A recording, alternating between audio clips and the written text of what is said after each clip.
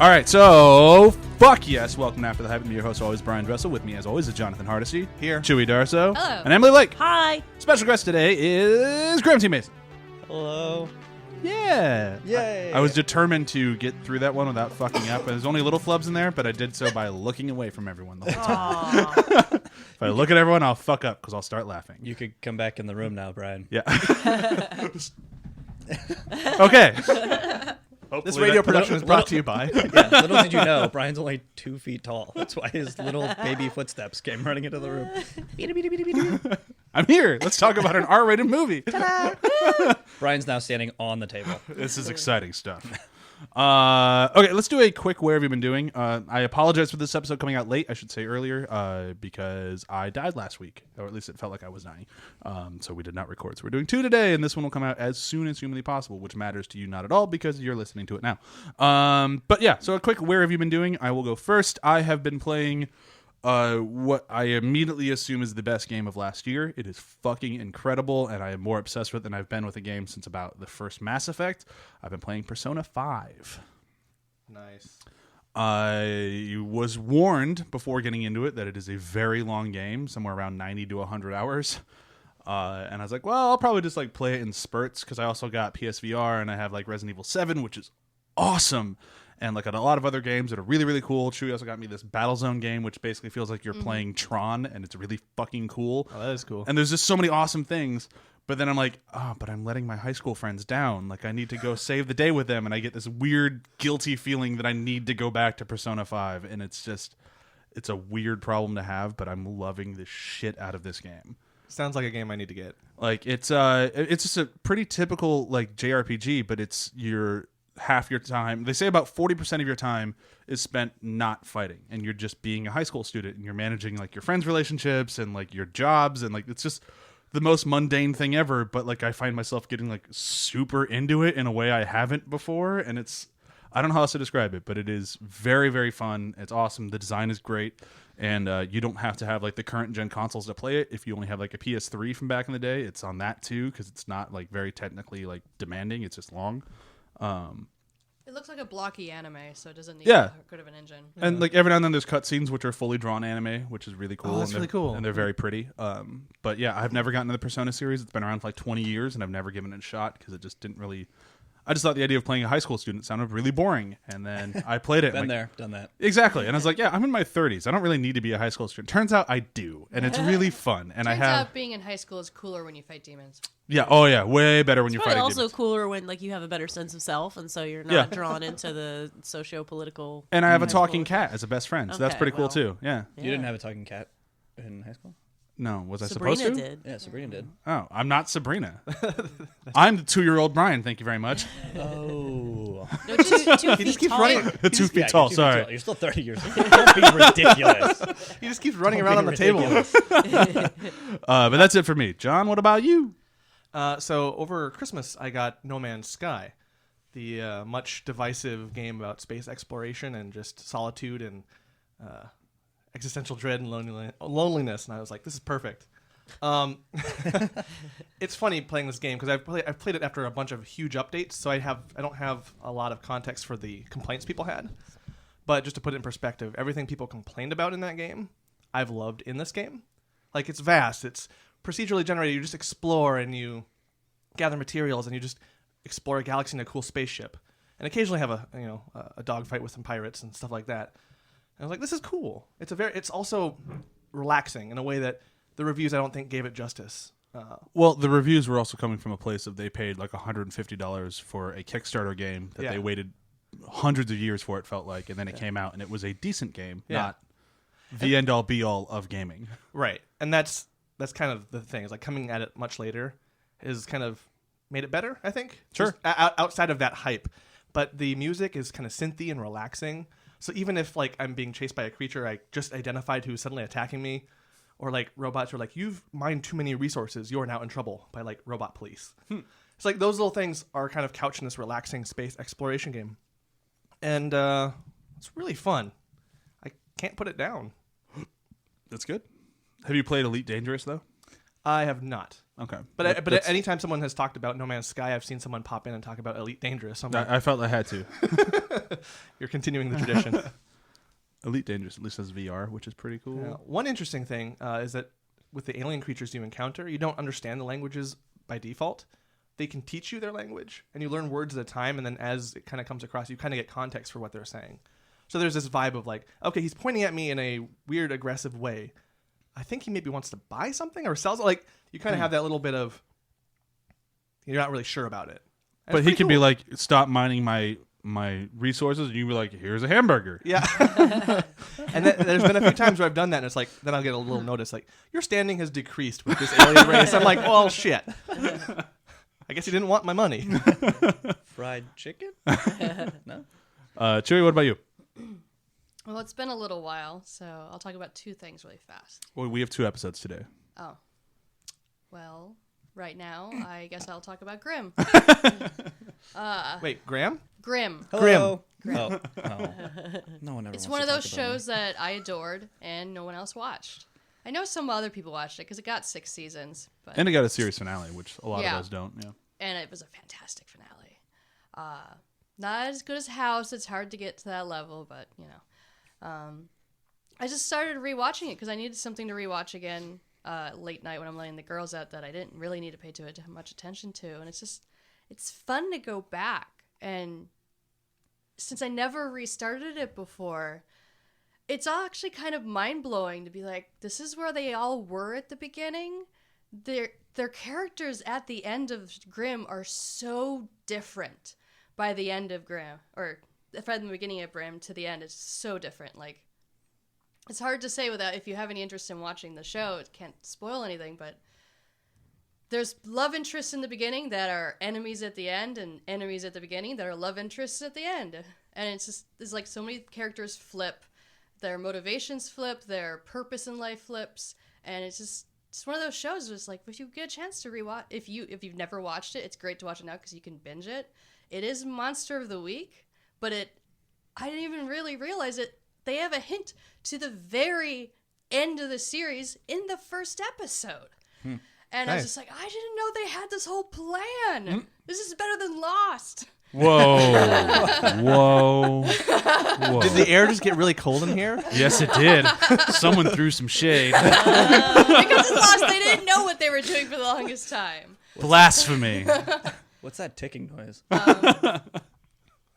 And so, yeah, it just makes me sad again that the show's done, but it got a good ending, so it's better than a lot of shows get. And I thought you were about to say Lost again. I'm like, what the fuck? And the cast is great. It's a male protagonist, but there's lots of female supportives, and then there's lots of minority supportives as well. So it's got a great cast and all these things. A lot of character actors that I really enjoy are on it.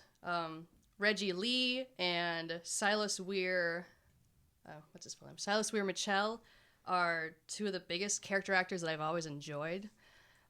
And they were main characters in this show, which they hardly ever get. So I highly recommend checking it out if you've never seen Grimm. And it's also from some of the producers of Buffy. So that's one of the reasons it was so good. Yeah, that helps a lot. Yeah. Emily, what about you?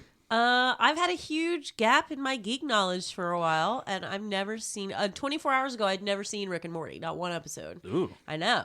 And so yesterday, my boyfriend brought up Mind-Altering Drugs, and we watched all of seasons 1, 2, and half of season 3. Wow. So in the last 24 hours, I suddenly went from never having seen Rick and Morty to having seen most of Rick and Morty. I love binge-watching culture. What was fun is it's one of his favorite shows, so he would periodically stop and give me trivia. And he's like, between seasons 2 and 3, he was like, wait, okay, I just need you to understand. I waited a year and a half to see this episode. I was like, and here we go 5 minutes later. A year and a half. Try Venture Brothers, man. Yeah. Right. Right. But also watching it while high, holy fuck. Like, just, that's some crazy shit. That show was designed to be watched while your brain is being messed with. It is, but it was really fun. And what was fun is knowing it's so part of the geek lexicon now is like watching certain things come up on screen and going, oh, I understand that t-shirt now. Like the whole way through and the Szechuan sauce thing. And, Was your roommate part of the riots? No. He didn't go to McDonald's and No, throw he things? did not. But my boyfriend was like, he did try to go in the afternoon, and he was just like, someone texted, he was like, I'm going to go to McDonald's and get some Szechuan sauce. And they were like, no, they're already out.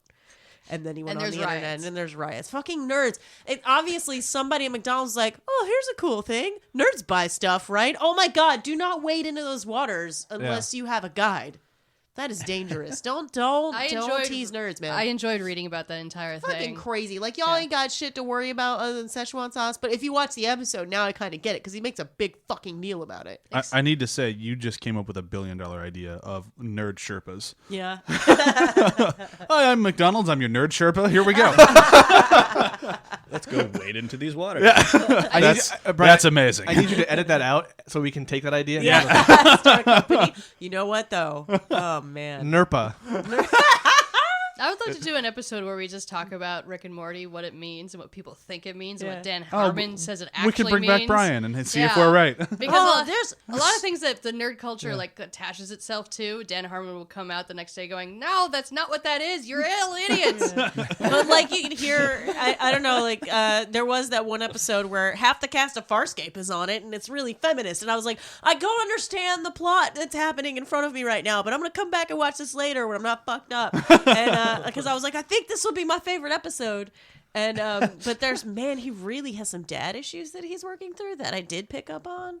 Yep. So, yeah, I was like, I don't, is his dad the creator of Marmaduke? Because, okay. I don't think so. There was a line where he really went after the creator of Marmaduke really hard, and Maybe he then just hates Marmaduke. and I was just Yeah. like, man, is that his cool. dad? Have you read Marmaduke? He just does not like that kind of dog. Read all of it, and I hate every single shade. I haven't gotten through the trades yet.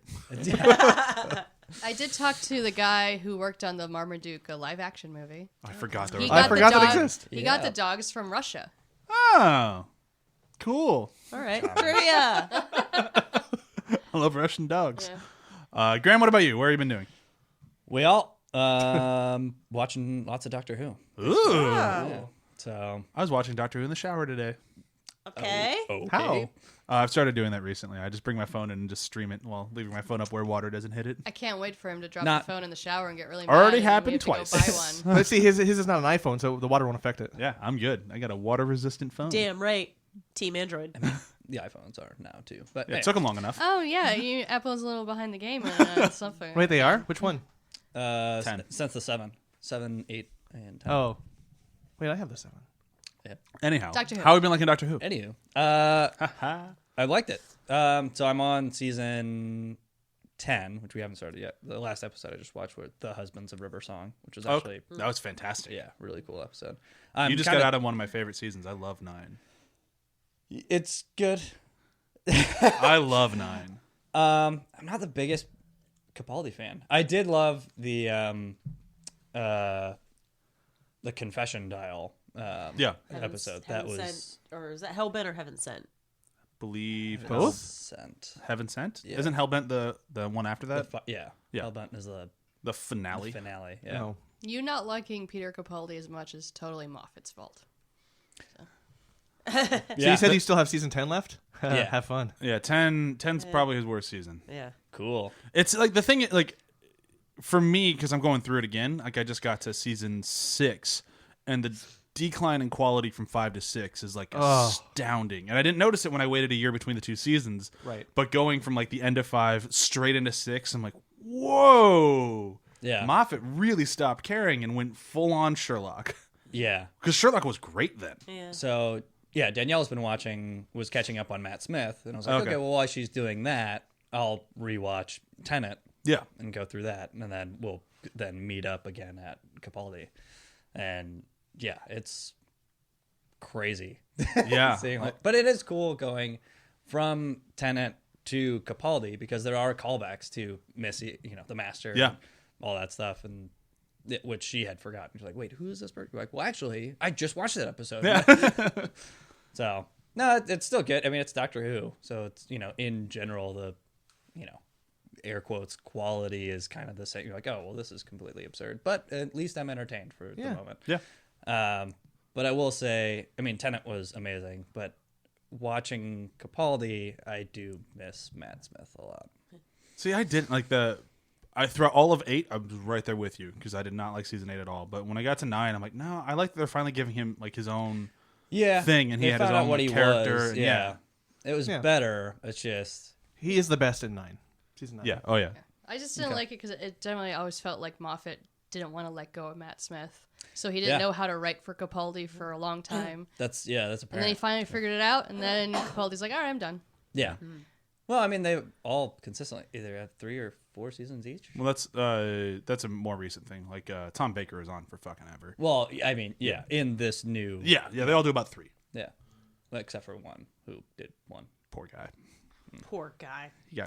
I loved Eccleston. Yeah, but that was his choice. Yeah, true. Yeah. Eccleston And is then probably he's my just favorite. like refuses to. He's like, "Yep, I got what I wanted." Bye. I'll say poor situation then. Yeah, it's yeah, very yeah. upsetting. Okay, so I think we should talk Dunkirk. Everyone excited? Everyone loves Dunkirk. Did we not? Does that? I love Dunkirk, Yeah, I was about but to say, it is is it not considered enjoyable? it is not. We'll Not get when into you're there. it. Yeah. That is a thing Not- that you can definitely not when talk you're about there. whether or not the movie's actually enjoyable to watch. Oh yeah, people. There are some fiery haters of this movie out there. Oh yeah, and we'll get into why. And I can see their point of view while disagreeing with it. But first and foremost, I didn't do any of the numbers on this one because it felt totally pointless. It's a Nolan movie. It was successful because all of his are. Yeah. Which is great because he's a huge film buff and he actually like puts time and effort in all of his movies, and I like that people appreciate that and go see them. It's very nice. Film indeed. Yeah. Lots of the film on this one. Oh yeah. Graham, are you ready to do a breakdown for Dunkirk? No. No, I am not. I was not Sufficiently- very nice to Graham this time, and I did not tell him he was doing this. Granted, he should have known, right? Right? No. Yeah. Okay, so Graham giving us Dunkirk in 30 seconds. Here we go, go, go, go, go. So surprisingly, we start in Dunkirk, France. In May 1940. So during the war, the Germans have sufficiently cut off the ties of the Allied troops and are pushing them closer and closer towards the ocean and air bombing and air raiding and killing approximately. Well, there's 40,000 troops that are actually trapped up there. That's 30 seconds. You're doing we're great. Following a bunch of people, and yeah, it's terrible. Well done. Terrible. There you go. 30 seconds. That's not the. That's the setting. Yeah. You just got to the setting. I would But say, you know. But you know. I would say that was a failure, but a valiant effort at setting up a movie. And then now you should see the movie. Yeah. So now you know what happens. It is one of our least spoilery episodes on our YouTube channel. Okay, so starting out with this thing, it's a tough one for me to like, because usually like I think a good entry point in a movie is characters, but this movie really goes thin on the characters. So that's kind of what I want to talk about in the beginning of why I think that's okay. Okay, yeah. Personally, I like that this movie went for more of I'm going to show you an experience than I'm going to show you a story. Because it still kind of tells a story, but it's very thin. I mean, it's very, like, if you know history, you know, oh, yeah, the people from England came over and got them on boats, and that's really just what they're waiting for. Yeah, I mean it's really the experience of a day. I mean, in the movie, Well, depending on which one you're following. Right. In the movie we cover, I think it's a week, a day, and then an hour. Right. But yeah, it's not really like the story. If you know history, it's like, well, that's it. But Yeah. we want the experience of being it, and I think, that having that as the goal is definitely the real experience of this thing. Like actually seeing this film is Like, for me, this movie is a better movie about emotions than In and Out was. Yeah. Like Because the, In and Out was cute and a lot of fun for a lot of people, but when I watch this movie, I really feel things. Like, you're there.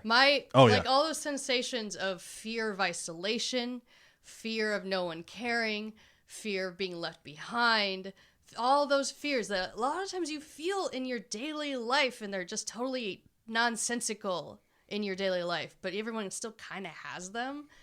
And in this movie, that is that. These are all of the emotions these people are experiencing. They're trying to hold on to hope, and it's actually quite difficult. I also think like the whole fact that it's not particularly character based. I mean, because in England, this is a story everybody knows. This is like a rallying, like, yay, we did this thing together as a community. And so this movie is about that. It's about England. It's about people coming together to like teamwork, you know, and us all as a nation. So I think British people probably see this movie slightly differently than American I'm people sure they because do. it's such a like vital part of their history now. Were we even in the war yet? No. Yeah. And the interesting thing about that specifically is I have one friend who was born in England and he moved over here pretty young, like 16, 17. He's in his 40s now. And he was talking about like, this is like a story you're brought up with. Like everyone knows this in England, and this movie does not show the part that all the people in England like to talk about very well. Like the thing that they're all obsessed with is the civilians going to get the soldiers, and that's really kind of a blip in this movie. Like we get the, That's one of the three stories. it's one of the three stories, but it's just one boat. Yeah, There just was one boat. thousands of boats that went. Like, and they showed them showing up. sure, yeah, but it's like that was what people loved about it. Yeah. They didn't really like, not that they That's didn't care about their the story. Exactly, That's the- exactly, their yeah. That's the happy part of the story. I think Yeah. Nolan wanted to just do the desperation part of the story. And I think that's totally valid, but I think there's something to be said about like with the story, like the people wanted to see, at least the English people that I know, I don't know all of them, wanted to see was like I wanted to see the towns and the people. Like I'm gonna get my boat out of storage and bring it to the docks and launch it just so that I can go across and get them. Like there's a lot of that stuff that they're really proud of that we didn't see. Yeah, there were people who brought over boats that could only hold like 4 people. Yeah, And exactly. they still went all the way. that would be and a it's Ron not- Howard movie. Yeah. This is a Christopher Nolan movie, so we're going to go with the brooding side. Yeah. Yeah, and I love this movie for that, but I think there is something to be said. Like I don't think the people who wanted that part of the story are wrong. I just don't think this was the movie for them. Just wait for the sequel. Yeah. Dunkirk 2. Dunkirk. Done with it. There's still like a rowboat Then that's got left it's behind. a Clint Eastwood movie, like when he did Iwo Jima and Yeah. the other one. Okay, those movies are very good. Though. I haven't seen either. But yeah, no, I love that this movie just went full experience over story because Yeah. you get the story through the experience. But like, especially if you're lucky enough to live in a city where it's playing on 70mm and you're able to see like this thing with like the great sound design and everything. Like specifically for me, the moment where the French soldier is dying, like because he's staying low to keep trying to plug up the ship. The quick story on that, if you haven't seen the movie. Because Grimm's breakdown, although wonderful, didn't quite get to it. But they find a ship that's been beached because the tide was so low, and like, well, we can just wait out the tide; it'll come up, and the ship will launch, and we'll get to freedom. But while they're doing that, Germans show up and start doing target practice on the boat, just punching holes all through the bottom of it, which means it won't float. And there is a soldier who is from France who's trying to get out early with the English. And as they figure that out, they basically say they're going to toss him because the boat will be too heavy with the water and all the people. And And they want him to take the bullets away with the Germans. Exactly, yeah. So his reply is like, I'll plug up the ship. And he swims down as it's sinking to keep plugging it up. And he's one of the only ones who actually dies in that boat trying to save everybody. Because It's he just wants like, to prove his worth. exactly. And like watching that and this like immersive, like you can't look anywhere else, super loud, just unbelievable theater experience was like fucking heart-wrenching. And you also like invested in that guy, despite Yeah. the fact that he had no dialogue except for like one line at the end. Yeah. You really felt for him. Je Also, suis français. they It's like, cast Yeah. they cast the most French-looking dude on the planet too. When they're like, he's a German, I was like, look at his fucking face. Yeah, he's not He German. is so I'm French. sorry. Oh my god! And there's He's so many. basically holding a bagel in it. There's so many like Soggy bagel now. true. Oh. But like, there's so many movie sites like I think he actually was a German spy. I'm like, dude, he's like reeks French. That's one thing, is just none of the characters have a lot of dialogue. The most dialogue happens on the civilian boat.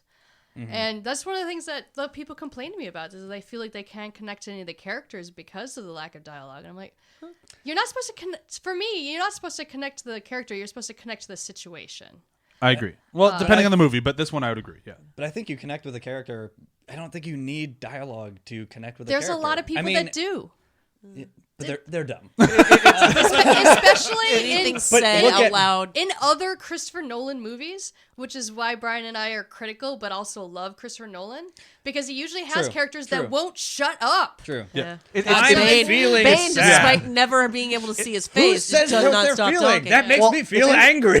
This movie is interesting because it's doing already thinking. it's doing the same thing that he does in all his movies with his like paper thin characters who you can't really connect to, and then just taking the dialogue part out. So he's getting rid of the bullshit. Well, Yeah. I mean, And I don't I think think all of that his with characters the are paper strong- thin, but yeah. He got rid of Yeah. all the bullshit, which I loved about this movie. Yeah, I mean, the problem is Nolan for me always has the problem of he likes to tell and not show while showing what he's telling, and it gets all very his shows in this yeah, movie. and this is all show, and like it reaffirms for me that he is one of the greatest guys working today to show a movie. Like when it comes to just putting working parts together and getting a story on screen, he does it better than almost anybody else that they're working today. Like it's just so investing. Like you're into it with these people, and it's like especially like I don't even remember their names because you don't really need to, but like there's The soldiers, do they even say any of their names? yeah, they do throughout. Like I know one of them was Alex, but I don't remember which one. One of them is from One Direction, but Harry Styles. Hey, you're the guy from One Direction, right? Hold this gun. Harry Styles, nice to meet you. You're gonna love this movie. It goes in one direction. he actually got more dialogue than the rest of them. He did, and he wasn't bad. I thought he did a pretty good job.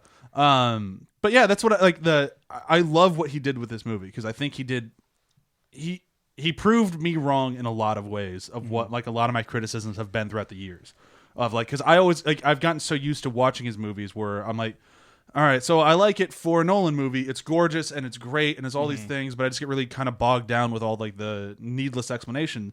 And this movie just proved to me, he's like, no, he just does that because apparently he wants to, but he can tell the story without it.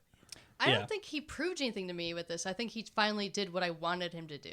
Guys, I confess, I don't think Nolan's ever made a bad film. So I don't think he's made a bad No, he's film never either. made a bad film, but Never. there's No. a part He of just every talks one of too his much. movies Yeah. where I'm just like, shut up. And then don't think about the Particularly in ending too much. Inception. Yeah. Oh no! You can take Ellen Page out of Inception and it really doesn't change.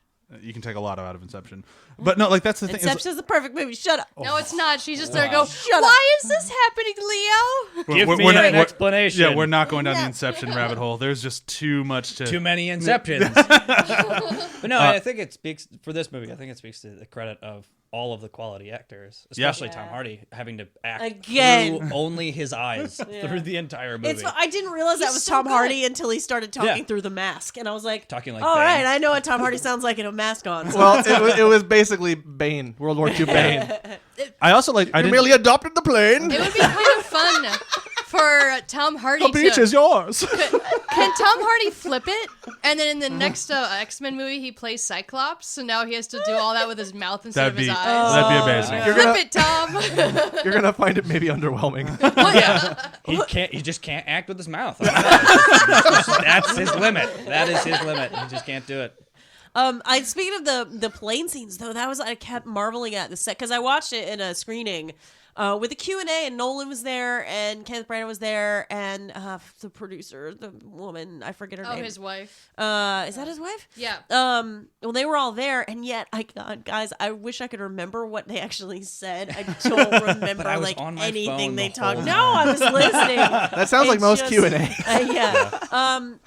There was food and champagne, and I was just like yes. really fucking focused on that. Champagne. But I saw it in the Q&A, and then I saw the screener when it came to our apartment. And Emmett Thomas, by the way. and it's so seeing it for the second time, I was able to pay more attention to the like actual skill in the filmmaking, and it's just amazing to watch like those flight scenes. They're obviously using real light, and They the light actually got those planes up too, which is awesome. really? Oh yeah. Oh, that's what I was wondering about, like how they did it, because the light changes regularly depending on cloud cover, and it was just a lot of people wouldn't have taken such good care. I mean, they must have a really sharp gaffer, and the DP just did phenomenal work on lighting those. Also shooting at IMAX 65. And that The camera DP is well Hoyt over 100 von pounds. Hoytema, if I can say that correctly. Hoyt van Hoytema? Yeah. Yeah. You can actually say it. I'll write it fast. Nice. It's almost like he pays attention to who DPs are. I mean, We'll get into why I brought Graham specifically on this episode a little while later. can we? Yeah. No, I mean the cinematography of this movie is incredible. I mean, like you were saying, the attention to detail, and how they actually tried to get the camera in these tight spots with a camera that's bigger than most people is just incredible and truly astonishing to tell the story, right? To put you in the moment, to put you in the experience of what it's like, right? And like, yeah, when you're in the cockpit with Tom Hardy, you're there. You're flying it. You're twisting it around, especially when you see it in IMAX, just huge screen. It's just like if your stomach doesn't move while watching those scenes, I mean, I think it's Well, just part so of the reason incredible. why, like, for me, the stomach didn't move is because I watched it at home instead of the theater. on your phone. Oh my god, it's so weird. You to can't think- watch this at home and get the same like visual oomph. Or when you're Yeah. going home for the holidays and you're going through the movies on the chair in front of you and you see Dunkirk and you're like, isn't it just weird to watch Dunkirk while on a plane? Like, that just seems inappropriate on more than one level. But I mean, it's fine as a passenger, but when you're the pilot watching it, Yeah. that gets a little scary. So this is how I land. my For- question for I was glad it did. go ahead. For the cinematography, there was really the plane moments for you. The main moment that really got me, where I was the moment that I got really invested in this film. Because the music caught me really fast, but for visuals, early on when they're first getting to the beach and the first planes coming down to shoot them, and then suddenly you're on the ground with the quote-unquote main character in the sand, and you're seeing the bombs come at him. Oh my And then you God. see the person next to him blow into the air, and then you see all the sand land on the camera and all that. I'm like, oh god, how did anyone survive this? It's just horrifying, and they do it so well. Like it's like I don't want to say.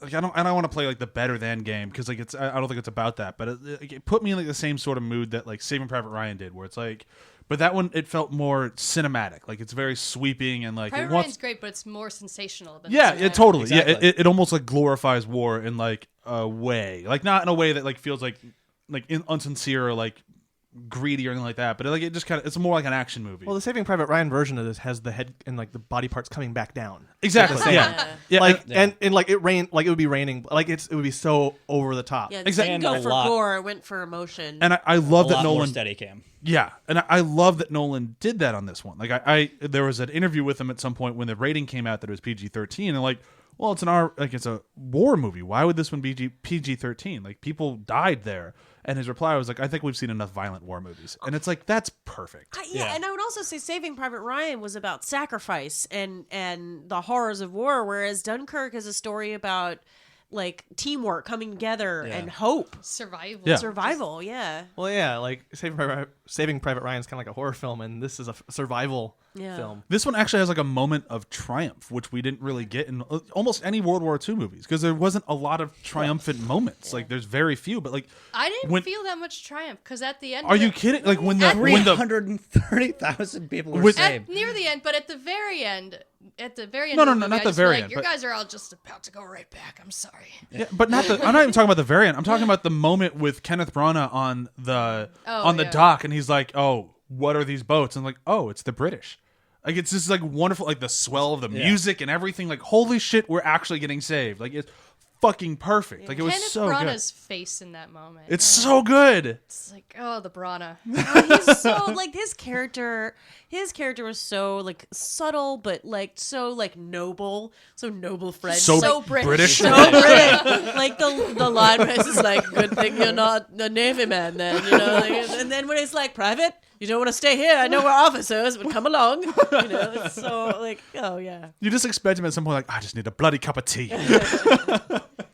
like- Let's talk about, for just really fast, I'm going to complain about, okay, so how did all these people not understand tides? I know Google didn't come around for another, like, 100 years. Their army. But Not you the think Navy, the what do you tide, think? They don't need to. They live on an the tide island. comes in every 3 hours? No! I don't know when the tide comes Yeah, in I don't know either. another country. I do now. I know it has something to do with the Yeah, moon. another- That's all I got. I thought it came in every 12, but according in the movie, I think they said it actually comes in every 6. But for some reason, the soldiers See? kept thinking it You came in don't every know. 3, and I definitely Well, knew that that's was we wrong. know how that happens when somebody gives you a wrong piece of information and it just fucking spreads, Yeah. and then everybody's like, "Oh, this is right." Yeah. Someone said it How was could right. that possibly No, happen? I today? heard it from Jim. Yeah. yeah. Well, Retweet. especially when, It's three, everybody. Especially when Jim is your colonel. Yeah. You're like, he said effing 3. Yeah. So it's 3. There was something we were kind of almost touching on a moment ago that I want to jump back to, and is when we were talking about cinematography and seeing this thing in theaters, and then John seeing it at home. I wonder if this movie would have the same sort of effect that, say, Gravity did. Whereas Gravity, I wasn't a huge fan of that movie. I thought it was an amazing ride and impeccably well made. But when it came to just watching, I'm like, I enjoyed it the one time. I don't really need to go back to it. Whereas like Dunkirk, I've gone to a few times now, but I wonder. That's the exact reaction I had to this. Like, Is it? I'll never come back. I'll never watch Dunkirk again because I was like, it's fine. But if I'd seen it in the theater, I probably might have seen it again. Like, Yeah. But Because as of now, I'm looking- just like, it was a fine movie. Keep Well looking made. at art house theaters to see if they play it in 70, and when it happens, go and see it because it's an incredible experience. But I totally get it because if you see it on the small screen, it's a big screen movie. You're not going to get It's the huge feeling. it's like every Nolan movie in my opinion. Like Nolan movies Yeah. are meant to be seen in theaters. Like I mean, that's even any of the Batmans. You know? totally, yeah. I really liked it. I mean, I didn't have a problem with the screen. I mean, again, the first time I saw it, it was on the big screen, but I actually didn't mind the screener so I didn't much. either. I've watched it I twice now. I watched it once for when we were going to record last week, then I watched it again this week just so Yeah. I'd have a little bit fresh in my mind. So first time I watched it on my lovely TV, and then I watched it a second time on my laptop. And I think because I had that initial experience, Yeah. Yeah. I can still kind of put myself in the headspace. But I don't think if I did, I would like it as much. I think that's why when people are watching it now, they're like, it's just kind of boring. I'm like, well, you're watching it the It is wrong so way. much better. in you're doing it theater. wrong. Well, and I have Yeah. to I have to Doing it adjust that slightly just because World War II movies tend to like fall way lower on the interest scale for me. So I'm already Sure. kind of like, oh, Dunkirk, I'll see it on video. Like, it's a World War II movie. Actually, but that's one of the reasons why I like this movie again, is because it is set in World War II, but they don't really harp on that too much. No, I It's mean, the beginning. yeah, but it's like I had a discussion with somebody at work about this one that I thought it was. He's like, yeah, I liked it, but I think other World War II movies are better. I'm like, I'm not. It's good. not really about the war. Because you Yeah, never it's- see them. You never see the Nazis. Yeah, There's no it's- bad guys. No, like it's. I'm like, yeah, but it tells a World War II story so much different than everything I've ever seen that like it kind of moves it up the ranks for me. Just I like it that much more. Oh, 'cause- And to talk about ranks really fast. When I was doing the box office mojo, ooh, this is rated as number 3 in the top 100 World War II movies. really? And you know who it knocked out of its number 3 spot? Captain America. Interesting. That's odd. Yeah. When you look at that list, you're like, that was the top World War II movies? I kind of forget that that's a World War II movie. Yeah. But yeah, I But this guess is it was. He number said he's gonna 3 punch Hitler in the on all face. So. time Alright. World War II movies. Yeah, that's And interesting. the only ones that are above it was Saving Private Ryan, of course, and I forgot the other one actually. I'm surprised Captain America was that high. So was I. Well, are we just talking about profit? Because that would make Because more the profit, sense. then that makes sense. Yeah, if Okay. it's box office mojo, it'd be profit, not Okay. reviews. Yeah. Got it. But I actually do love that you don't ever see bad guys in this movie. Even Yeah. in, like, Well, you in- do at the very end when they never when see they their capture. faces. No, you don't Yeah. really see faces. But Yeah. when they capture Tom Hardy, you actually see some Germans, Yeah. but that's about Yeah. it. But You see yeah. the planes, obviously, and the Yeah. bombers and stuff. But Yeah. I mean, Yes. but Yeah. you It never- doesn't feel like a presence. There's right? no the antagonist threat- is always off screen. Which is the incredible thing about the story of Dunkirk. Anyways, you're like, well, where are they? Why are they not coming? You're like, no, they've basically won this battle. Yeah. Like, they're just sitting here. Like, they don't need to fire at us right now. The They Germans just were waiting need for a to long just- time. Yeah. Yeah, they just need to wait for a couple bombs to drop, and then 400,000 British and French troops are dead. Yeah, like if they. Yeah, That was their it.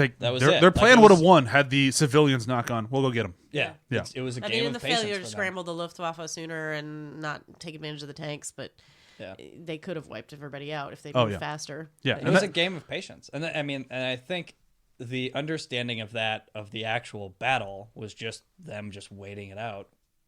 Toxic, Christopher Nolan's understanding of that, and just the actual pace of the movie is just the patience of this thing, and Yeah. like that shot that you were talking about, where it's just one static shot, just watching the bombs come down.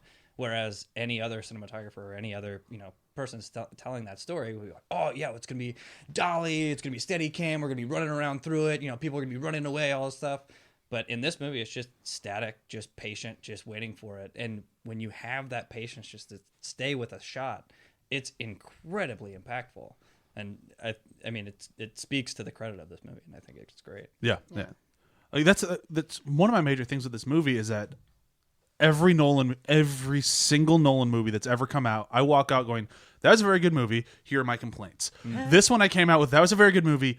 I only have one complaint," and I thought it felt. Now you can lash back at me if you want to, but we had this whole movie where he just showed the perfect amount of restraint, where he just let all of his good qualities just fucking go nuts, and just made the most incredible movie I've ever seen him make. And then he goes full Nolan with this voiceover thing at the end of all this love and emotion, and it's like, whoa, this feels like a different movie.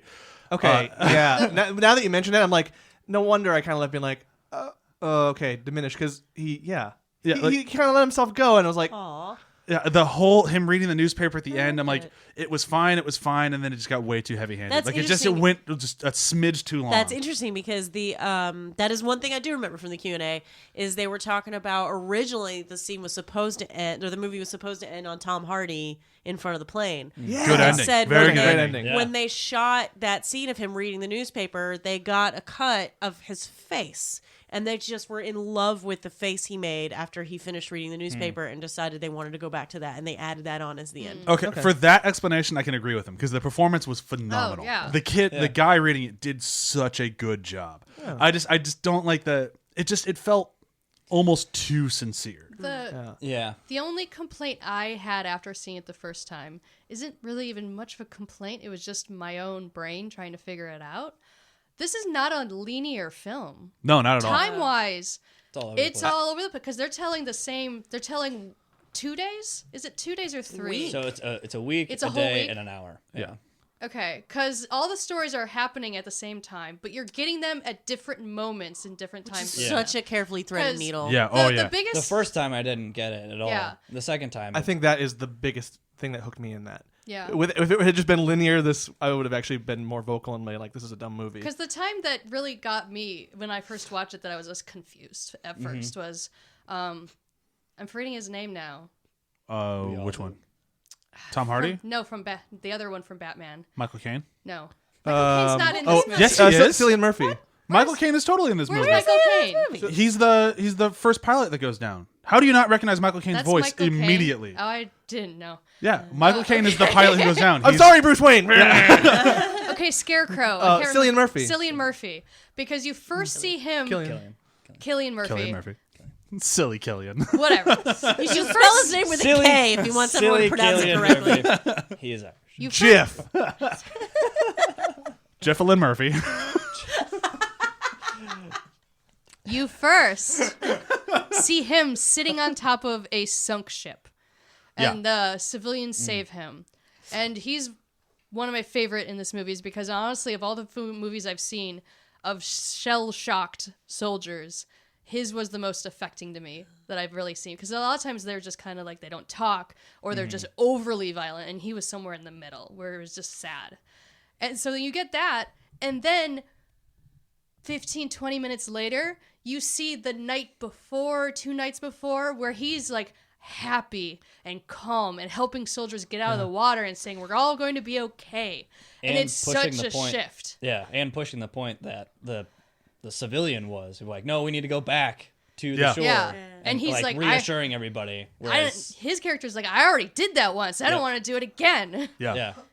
And so that's where I was just, because I didn't realize the first viewing that it was a non-linear storytelling. And then in that moment, I was like, wait, whoa, we're playing with time a little bit. I don't remember when I think I picked up on it. It was not around. It was somewhere around the same moment where like either we had seen Tom Hardy fly over that sunk ship once, and then he had already been gotten off the boat. We could see him on the boat, but there's something like that. They really play their card, or they show their cards when it's really with Tom Hardy flying over, and then seeing when other people notice him fly over is when I kind of picked up on the time playing. I think they use that as like cutting points of like, Yeah. all right, so here's your moment. So now you can kind of like readdress. You're like, oh, okay, so that's where we are. Right? Yeah, I once love- this movie engaged my editor brain, I was like, oh, okay, yeah, there we go. Oh, all right, I yeah. loved how they used that with the pilot going down, and Yeah. and initially you see him wave, and Tom Hardy's like, okay, bye, and you're like, oh, cool, he's fine, and Yeah. then you later on find out he was not fucking fine at no. all. He's not even waving. Actually, he's trying to break his cockpit. Which was great. It was a great use of that time jump. Yeah. I think the last thing that I really want to hit on this thing, although there's so much to talk about with this movie, Yeah. which is We didn't really focus on any of the characters yet. no, because why would we? Yeah. But the thing that and it's leading from the editing and everything is the way this movie swells to a climax, because there really is no climax in this movie. So this movie kind of orchestrated one with the oil spill and the fire. And the way they orchestrate that so well, with Tom Hardy overseeing it, with the people on the boat living it, and with the family going to get him. And you can just kind of see like they're all kind of teeing up to the same point. Like you get to the point where it's about to get on fire. It's about to get on fire, and it's about to get on fire, and then boom, it clicks off. And it's just like, holy shit. And it's just horrifying to watch. Like you see like the people like trying to swim under it, and it's just like, good Lord. And I've seen that sort of effect done in many movies. Fuck, they did it in Baywatch. Like the water on fire is always kind of like a thing. This movie, I think, in my opinion, the first time showed how truly horrifying it can be. It's also interesting how underplayed it was at the same time, because like on the boat, it was like, we're gonna save as many people as we can, and then the pilot's like, go, go, go, and the boat captain guy is like, okay, and there's no discussion of like, no, we have to try to save more people or anything. It's like they both understand. We do what we could, and everybody else is gonna die. Done. I mean, there's nothing else we can do. And gets the fuck out of it. It's get the few out that you can. And it was like they did it very well, and it wasn't super like Hallmarky, like oh, look at these dying soldiers. It was very matter of fact, just like we did the best we could. And then he managed to save that one last person, one which was our main guy. character, yeah. But like that, even in that last minute, he's like, no, I can get one more. Yeah. And I loved that whole thing. Like that was Nolan emotion, but done perfectly. Of like which one is he dragging? I bet it's our guy. Like I'm pretty sure it is. And that's like it was just awesome. Like it was one of the few movies that I saw in 2017 where at the end of it, I was so on board for that entire ride, and I just loved the whole thing. And I love that moment where Tom Hardy's like, no, I'm gonna keep going. You like that the whole time. You're like, he's running out of fuel, and when you see that plane, you see him go, fuck. I gotta get the guy. And he has two or three of those moments. I was gonna say, like, which one? That was the entire movie. And he did that all with his eyes, like we've said. Like, it's so crazy. I'd like to think that he's just going off to spend time with Hogan's Heroes. Yeah, maybe. Yeah. But no, I think the best one of those is his plane is out of gas, and he's literally just gliding, gliding, and you see like the other plane going around, and then like when it goes down, and you just see him glide by. It's just like it's so fucking cool. I got one more for you guys. Yeah. Especially since in that moment, it's like, oh shit, here comes this plane. Oh, we're fucked. Yeah. And then you're like, oh no, we're not. Yeah. Hero guy. Yeah. And again, to play with sound. Well, actually, I haven't talked about. No, I guess we should hit sound before we. We should, because that is also so good. In that The moment, soundtrack right? is amazing. Yeah. All of it. Yeah. And in that moment, right, the sound drops out, and then you're just watching the plane just silently go by, and you're like, oh god, He's fucked. yeah. And it's like a lot of other people would play a heavy score over that, or play anything else over it, but no, just waiting, just hearing just light wind go by. Just again shows the presence of this movie and the patience of just sit and watch this moment and be there, experience this moment. I wonder if any theaters had to put warnings outside, be like, just so you know, the sound drops for a moment in Dunkirk. I think that's It's more of a not Star Wars glitch. problem. Yeah. Sorry if this bothers you. And quick side note, how dare anyone complain about one of the greatest moments in all of Star Wars? That movie is incredible, and people are wrong. Also, I don't know if I mentioned this before, that somebody in my theater like went sweet when that moment happened. Nice. And ruined it for everyone. Nice. Oh. What a bum. And another geek tagline. I like to think that this movie ties into Agent Carter, where Colonel Winnant changed his last name and everything and went to America to go hang out as Edwin Jarvis to assist Agent Carter in fighting after the war. Oh, yeah. I knew I recognized him from something. Yeah. I didn't realize what until right He's now. Jarvis. He's going to go Or- help the Avengers become the Avengers later Yay. Or Captain Jack Harkness. So I mean that's it. Yeah. He was the pilot, and he went down. And he Oh, really? No. Wait, what? Wait, no, that one actually sounds believable. Sweet. He's British. I could see it. Yeah. Is there anything else that we haven't really hit on this thing that we feel that we should, or should we move into quotes in the most quotable movie of all time? Mm-hmm. Nope. We're good. It didn't have a really huge Nolan boom, and I really appreciate that's that. a Hans Zimmer blom. Yeah.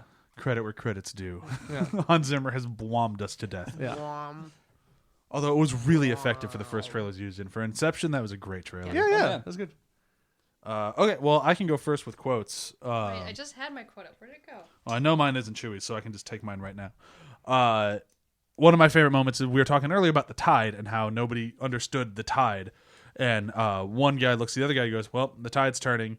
The guy goes, how can you tell? The bodies come back. And it's just like such like a bleak but really real moment of, yeah, if you don't know how tide works, that's how you'd figure it out. Mm-hmm. It's like, fuck. Again, speaking to the patients, they're like, no, we've been here for days. Yeah, that's how we've learned how this works. Oh, I see what happened. I'll go. Cool. So we've talked about Tom Hardy a bunch. And like you said, like just so many moments of him like, well, I guess I'm just reaffirming I'm going to continue being a badass in this battle. And basically the start of that is when they get their first flyby and he gets struck by a few bullets. He's like, oh, my gauge is broken. You're like, and he calls to his other guy. I don't remember the actual specific lines. But he's like, what's your gauge at? He's like, we're like 50 gallons or whatever. It's like, do you want to turn back? You're like, nope, I'm pretty confident. It's just the gauge. Like, oh my God. And he just keeps doing stuff like that. It's just incredible. I think, and that's what's so great is like he realizes like it's either him or thousands and thousands, Hundreds of of thousands. men, hundreds Yeah. of thousands of Yeah. men. So how important is my life Yeah. compared to that? There's also that like the very literal moment where he's drawing with the chalk on the thing. Yeah. Like there's such a Exactly. very tangible moment. Like It's it felt like a real plane. Like 50 gallons at 1450. All right. Yeah, it was- Well, it was- Trying to do keep math keep while you're updating me, flying. please. Oh, Like, God. could you imagine driving anywhere like that? No, it would be terrifying. My favorite quote. Well, there's a lot of good quotes in this movie, so it was kind of hard for me to choose because each line actually has a real purpose.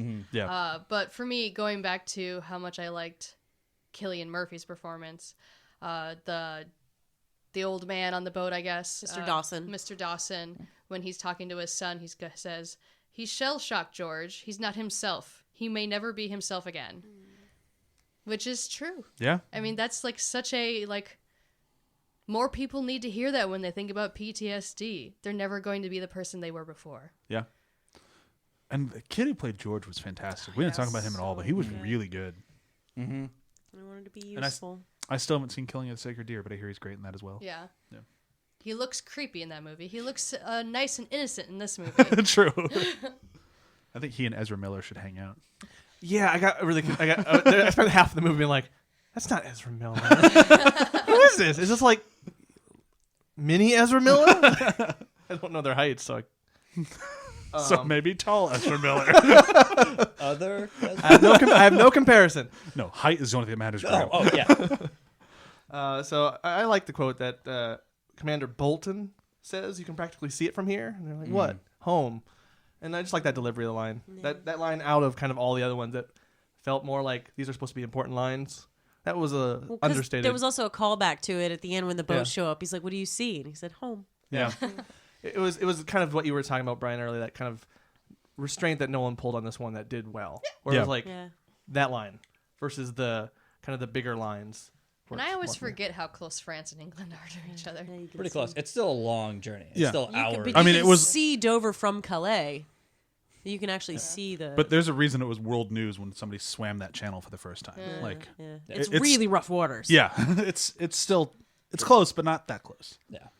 Mine is also Mr. Dawson, the boat captain. Cillian Murphy comes in and he's just like, "You're a kid and you're an old man. You shouldn't be out here." And he says, Mr. Dawson says, "Men our age dictate this war. Oh, Why yeah. should we be allowed to send our children to fight it?" I love that line. Yeah. The movie had better lines than I And thought it did. they have such No, a I mean throwaway. every line was so pointed. Yeah. It's like But it's they very have a quotable. throwaway line with him, right? Where you find out that his older son died either in Oh, earlier yeah. in the war or in the previous war. I think it was earlier in this war. Yeah, and that's why he knows so much about planes. Or Yeah. something. Well, I think they're hinting at it's just a very military family. I think he was prior military as well. Yeah, that was everybody, right? Okay, so review system for this one. It was very tempting to just go World War II movies, but I feel like that's a little too on the Captain nose. America. Captain America. So I'm gonna go with the number 2 top World War II Oh, movie yes. is sad. It's Pearl Harbor, Oh. Michael Bay brings people in. but it's just based off profit. Yeah, guys. probably. Yeah. Okay, so this is gonna be definitely not Pearl Harbor. Movies that don't show more than they tell. Oh. I'm I had my World War II movie queued up. dude. I figured that's why I went another way. I'll go. I already got mine. Oh, go for it. Drive, Oh. Yeah, that works. because it was a movie that I didn't like. Dunkirk. I didn't really know much about it going in. Even with Drive, I honestly didn't have any interest. You kind of made me go. I did. You were in town for like 3 days. I'm like, no, this is the one we're seeing. Because I don't know the story of Dunkirk. I didn't know about it before this because I'm American. So watching it, I was just like, I was entranced to be like, I didn't know what this was. I want more of it. there's so many emotions on your face. Look at your face. You're not even seeing anything. This is amazing.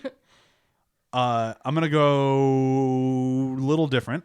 I'm going with the French movie The Diving Bell and the Butterfly. Oh. That movie is entirely shown. I still haven't seen that movie. The first third, you only see a little blip of light around the screen, and you listen to the whole thing, like because you're seeing it from his point of view of being in a coma, and it's amazing.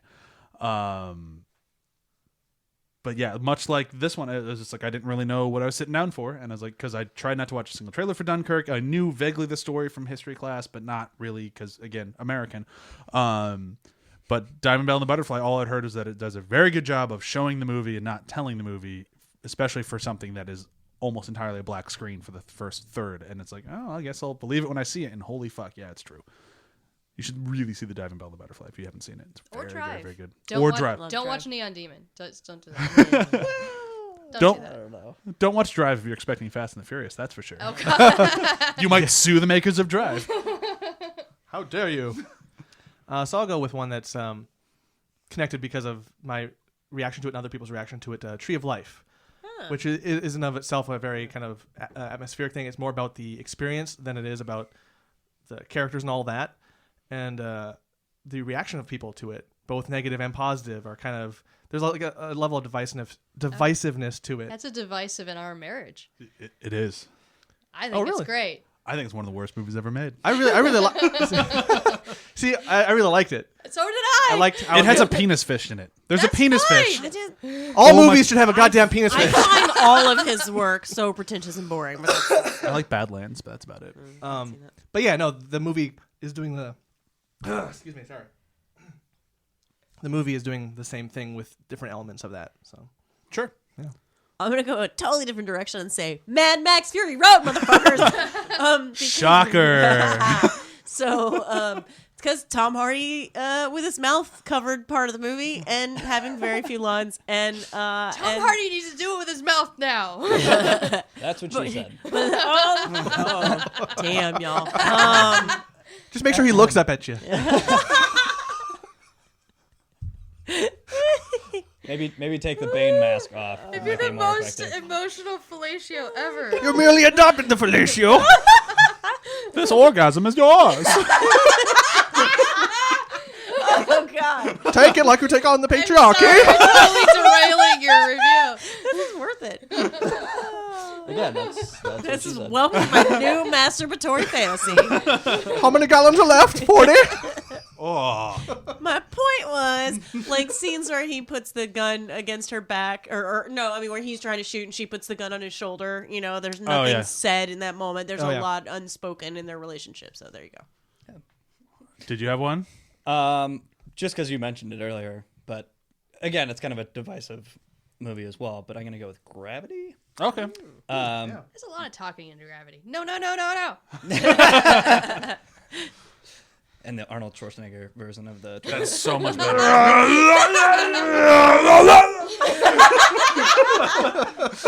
Pretty incredible. But yeah, that movie is a wild ride. You know, you're in it. You are there, right? Emmanuel Lubezki was the cinematographer for that, but yeah, you are experiencing that movie. And granted, there is a lot more characters that you're following in that movie, but Which is weird because there's only 3 people in it. yeah. It's weird. George Clooney plays 2 different versions of himself. One's real, one's not. Yeah. Yeah. Spoilers. I'm kidding. The real spoiler is that he is actually 2 people. He is his The own twin. screenplay for Gravity was just like a crazy read. Like I was tight butthole the whole time, like reading it. It was just like, oh my god, that's what it was like reading this For all like 30 pages. Yeah. But no, like, yeah, Yeah. and for Dunkirk as well. It's like, no, it was, not much story, but you were there. You were invested. As long as you see it in IMAX. Yeah. Yeah, that's why I don't think I'll ever watch Gravity again because I don't think I'd like it outside of a movie theater. Maybe Where's- in VR. Maybe check it out in VR. Oh, that'd be incredible. I would throw up. Immediately. Yeah. That would be understandable. Yeah, no, I'd probably die. I watched the Dunkirk VR. That is underwhelming. It's kind of too bad. It's a lot of CG, which just doesn't feel right. With Seems Dunkirk. very anti-Nolan. Yeah. Okay, so that's Dunkirk. We are done with it. We are done with the Kirk. Yeah, so I'm not sure what day this is, but coming up next we have Valerian and the City of a Thousand Planets. Released on the same weekend as Dunkirk. Is it? Wow, that's just perfect. They're so different. They are very different movies, both pretty.